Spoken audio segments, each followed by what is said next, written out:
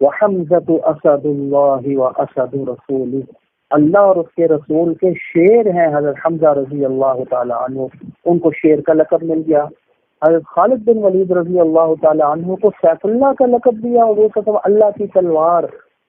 تو یہ اچھا لقب دینا، اچھے لقب سے پکارنا، معلوم ہوا یہ حضور صلی اللہ علیہ وسلم کی سنت ہے، یہ مستحب عمل ہے۔ اور برا لقب دینا، وَلَا تَنَابَزُوا، یہ ناجائز ہے، یہ حرام ہے، حرام، یہ کام نہیں کرنا، اس سے بھی اللہ تعالیٰ نے روک دیا۔ البتہ شفیع صاحب علیہ رحمت مفتی اعظم پاکستان، میں حضرت کی تحریر پڑھ رہا تھا، حضرت فرمانے لگے وہ الگ بات ہے، وہ الگ بات ہے کہ کسی کی پہچان کے لیے، کسی کو ذلیل کرنے کے لیے نہیں، کسی کی پہچان کے لیے اگر کوئی برا لقب اس کے ساتھ جوڑ دیا جائے نا، وہ ایک الگ بات ہے، اس کا گناہ نہیں ہوگا، کیونکہ نیت پہچان کی ہے، نیت اس کو تکلیف پہنچانے کی نہیں ہے۔ جیسے آپ دیکھیں نا حدیث کے اندر بعض وہ جو راوی آتے ہیں، ان کے ساتھ، وہ راویوں کے ساتھ کسی کے ساتھ لگا ہوا عارض لنگڑے کو بولتے ہیں، لیکن ایک مثال ہے، 10 بندے ہیں، عمر ہیں 10 بندے، اور انہیں سمجھ نہیں آ رہی کون سی عمر کی بات ہو رہی ہے، یار وہ جو لنگڑا نہیں جس کی ٹانگ خراب ہو رہی تو اس عمر کی بات کر رہا ہوں۔ اچھا، اب یہ جو لقب دیا، اس سے مقصود اس کو تکلیف پہنچانا نہیں، بلکہ ایک پہچان مقصود ہے کہ پتہ ہی نہیں چل رہا کہ یہ کس عمر کی، کس زید کی بات کر رہا ہے، کس بکر کی بات کر رہا ہے۔ تو پہچان کے لیے ضرورت کے موقع کے اوپر اگر یہ بول دیا جائے، جبکہ مقصود اس کی تذلیل نہ ہو، اس کو پریشان کرنا، تکلیف پہنچانا نہ ہو، اس کی گنجائش ہے۔ لیکن ہمارے ہاں یہ جو ذلیل کرنے کے لیے، پریشان کرنے کے لیے برے برے لقب دیے جاتے ہیں، یہ ناجائز اور حرام ہے۔ بئس الاسم الفسوق بعد الایمان، یہ جتنے معاملے جو احکام بیان کیے ہیں معاشرت کے لحاظ سے، ان کے اوپر عمل کرنا واجب ہے، اور جو لوگ عمل نہیں کر رہے، وہ اس کی خلاف ورزی کر رہے ہیں، وہ لوگ فاسق ہیں، فاسق، کیونکہ واجب کو چھوڑنے والا فاسق ہوتا ہے۔ تو اللہ کیا فرما رہے ہیں؟ بئس الاسم الفسوق بعد الایمان، ایمان لانے کے بعد فاسق والا نام، فاسق والا لقب بہت ہی برا ہے۔ سب سے برا لقب تو کافر کا ہے، وہ تو ایمان لے آیا، کفر والا تو ختم۔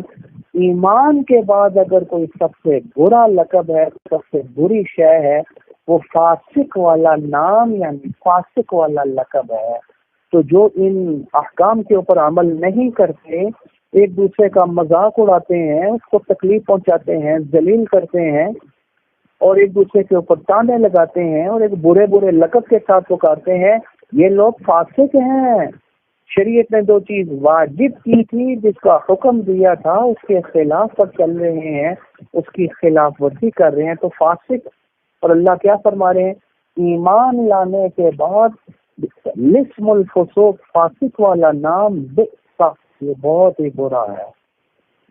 لہذا یہ جو فاسق والا لقب لگ گیا ہے ان احکام کی خلاف ورزی کی وجہ سے، فوری طور پر توبہ کی جائے اور اللہ تعالیٰ سے معافی مانگی جائے، کیونکہ جب تک سانس کے اندر سانس موجود ہے، توبہ والا دروازہ کھلا ہوا ہے۔ ٹھیک ہے، غلطی ہو گئی تو اللہ تعالیٰ سے توبہ کر لی جائے، اللہ تعالیٰ سے معافی مانگ لی جائے۔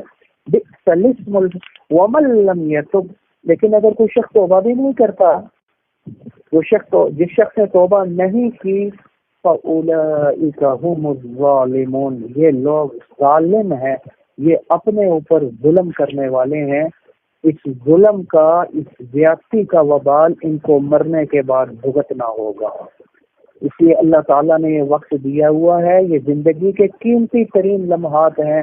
اگر کوئی کمی کوتاہی ہوگی ہے ان احکام میں جو ابھی بیان کیے گئے، یا اس کے علاوہ اگر ہم شریعت کے خلاف چلتے رہے ہیں کہ گناہ ہوئے ہیں، اور یقیناً ہوئے ہوں گے، معصوم تو نبی کی ذات ہے، فوری طور پر اللہ تعالیٰ سے توبہ کرنی چاہیے۔ زندگی موت کا کوئی پتہ نہیں۔ اسرائیل علیہ السلام نوٹس لے کر نہیں آئیں گے، چلو جی نوٹس آ گیا، اگلے ہفتے آپ کی باری، جلدی سے توبہ کر لو، ایسا نہیں ہوگا۔ چلتے پھرتے، ابھی ایک ساتھی کا جنازہ کچھ عرصہ پہلے میں نے پڑھایا کہ والد کا جنازہ، وہ مجھے بتانے لگے، کہنے لگے صاحب یہ بیٹی کو چھوڑنے کے لیے گئے ہیں ادھر ہمارے ساتھ ہی علامہ اقبال ٹاؤن، ادھر واپسی پہ آ رہے تھے، اشارے پہ گاڑی کھڑی کی ہے تو بیگم بھی ساتھ بیٹھی، وہ کہہ رہا وہ اپنا ماتھا ایک دم رکھا اس نے اسٹیئرنگ کے اوپر اور دیکھا ہلا کے چلا ڈیتھ ہو گئی ہے۔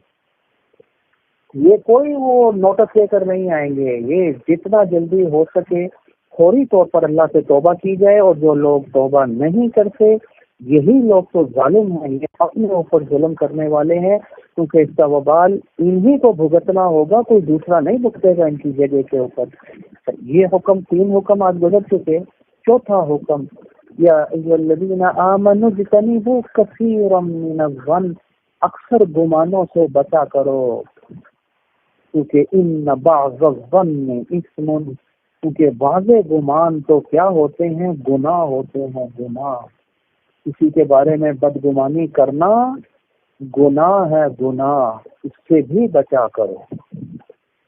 مثال ہے، کسی شخص سے آپ کی ملاقات ہو گئی اور آپ نے اس کو دیکھا، آپ نے یہ جج کیا کہ یہ جو شکل ہے نا، شکل سے یہ خاتون یا یہ بندہ جو ہے ٹھیک نہیں لگ رہا، یہ کوئی گڑبڑ صورتحال مجھے لگ رہی ہے۔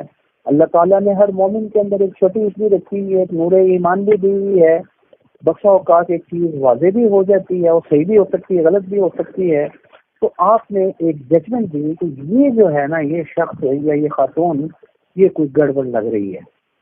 تو یہ بات ذہن میں آئی، ایک خیال آیا، گمان ہے، اگر یہ خیال آ گیا نا دل میں غیر اختیاری طور پر، مسئلے والی بات کر رہا ہوں، تو غیر اختیاری طور پر خیال آنا یہ برا نہیں ہے، اس کا برا نہیں ہے۔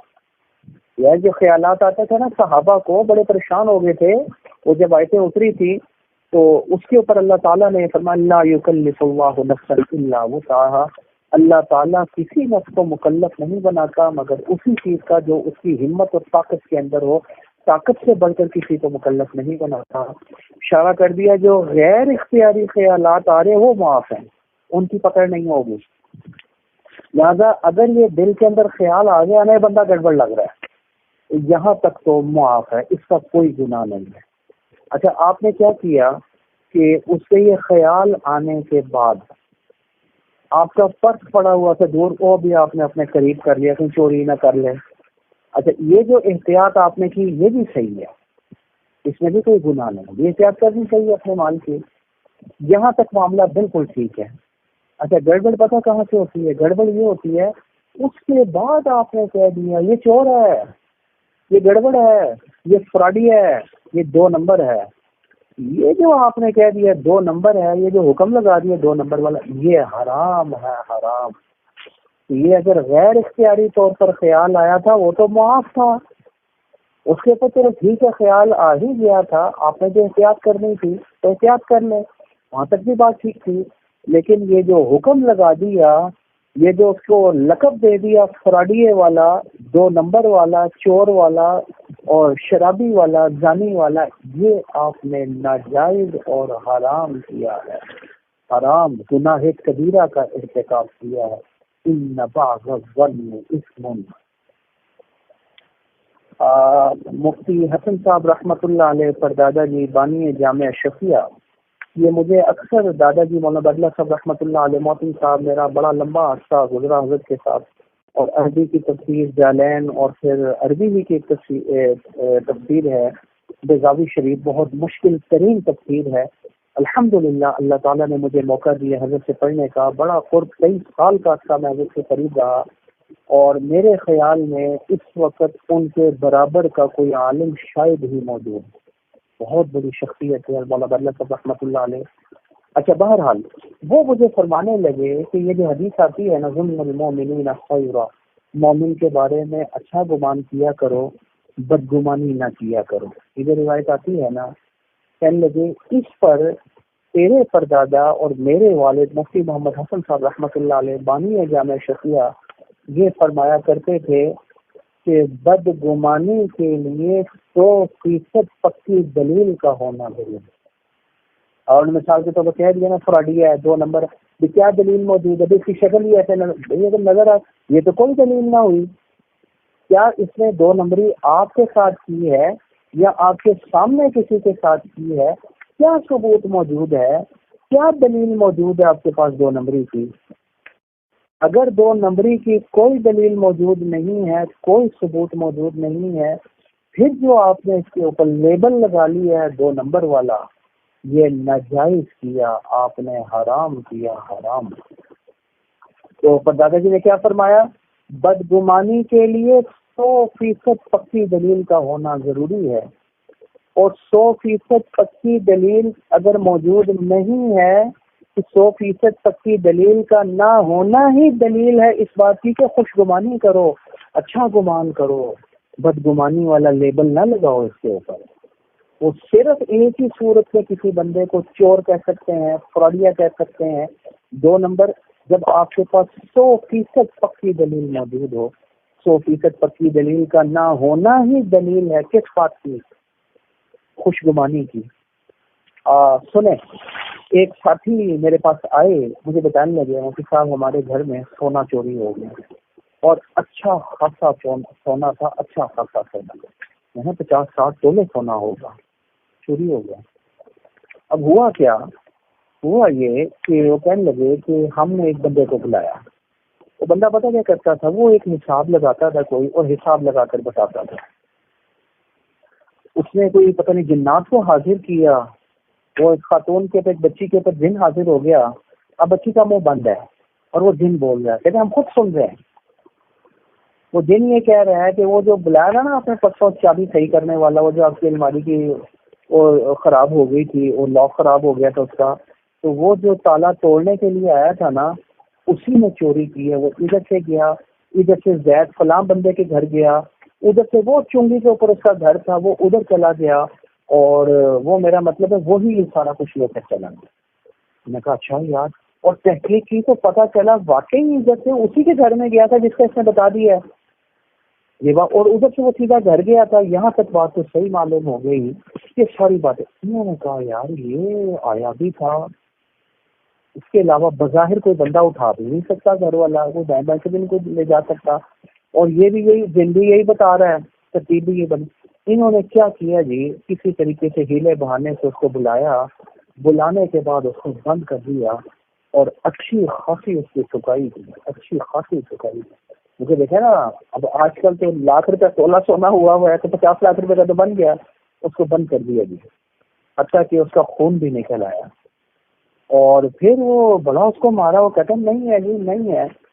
تو پھر کیا ہوا، اس کی حمایت میں کچھ لوگ آ گئے جن کے قریبی دکانیں تھیں، انہوں نے کہا یار بات یہ ہے، یہ بندہ 22-23 سال سے ہمارے پاس کام کر رہا ہے، جہاں تک ہم سمجھتے ہیں نا یہ ایماندار بندہ ہے، اس نے ایسا نہیں کیا کہ بچے کی بیوی ہمارے پاس آ کر رو رہی ہے کہ آپ لوگوں نے اس طریقے سے اس کو لے لیا ہے، پکڑا ہوا ہے، تو اس کو اللہ کے لیے چھوڑ دو، ایسا مسئلہ نہیں ہے، اگر اس کے پاس نکلا تو ہم ضامن بنتے ہیں، ہم دے دیں گے۔ خیر انہوں نے بات اس انداز میں کی کہ کچھ رکھنے کے بعد انہوں نے پھر وہ چھوڑ دیا یا پولیس کے حوالے کر دیا، وہاں سے وہ چھڑا کر لے کے چلے گئے۔ اب کیا ہوا، چند دن گزرے ہیں، مہینہ 1.5 مہینہ 2 مہینے، تو چوری پکڑی گئی۔ چوری تو کسی اور نے کی تھی، چوری پکڑا گیا، وہ کہیں بیچنے کے لیے کہیں سے بھی کوئی ترتیب بنی ہے، تو وہاں سے خبر آ گئی جی فلاں بندہ لے کر آیا، ان کو پتہ چل گیا۔ اب آپ مجھے بتائیں، وہ آیا تھا اس کمرے میں، آیا تھا، اس نے نوکرانی کو کہا تھا کہ پانی لے کر آؤ، وہ پانی بھی لینے گئی، یہاں تک بھی اس بندے نے ٹھیک بتایا، ساری باتیں ٹھیک بتائی ہیں، تو وہ یہ یہاں آ کر گڑبڑ ہو گئی کہ چوری بھی اسی نے کی ہے، اب بدگمانی بھی آ گئی، اور دلیل کوئی موجود نہیں ہے، اس کے اوپر لیبل بھی لگا دیا کس والا، چوری والا، کہ یہی چور ہے۔ بعد میں کوئی اور چور نکل آیا، اچھی خاصی ٹھکائی بھی کر دی، اس کو ذلیل بھی کر دیا، پریشان بھی کر دیا، بچوں کے سامنے ذلیل، خاندان میں ذلیل، ہمسایوں میں ذلیل، میرا مطلب اذیت الگ اس کو پہنچائی ہے۔ یہ سب ناجائز اور حرام ہوا ہے۔